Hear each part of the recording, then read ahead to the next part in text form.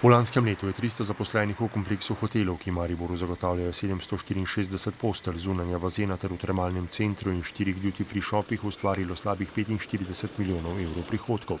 Že letos pa nameravajo ta rezultat izboljšati. Stavimo na medicinski turizem, to, kar sem že povedala, ampak to se tako hitro tudi ne more spremeniti.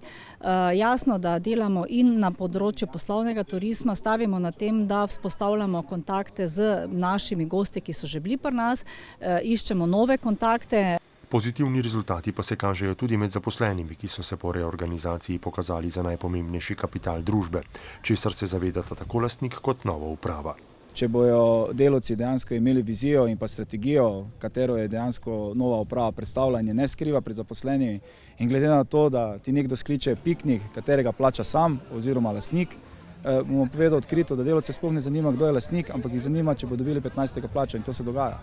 Bojazen, ki je vladala med zaposlenimi ob prevzemu Term, je danes, kot pravi Lasbacher, že preteklost. Saj nameravajo Terme število zaposlenih v naslednjem dvoletnem obdobju povečati za vsaj 10%. Najprej pa se bodo osredotočili na intenzivno polnjenje prenočitvenih kapacitet, ki so v povprečju letno zasedene le 55%. Delamo na nekako obnovi naše ponudbe, da z nekimi novimi prejemi našim gostom ponudimo nekaj novega, svežega, kar pač, vsak dan ne vidijo.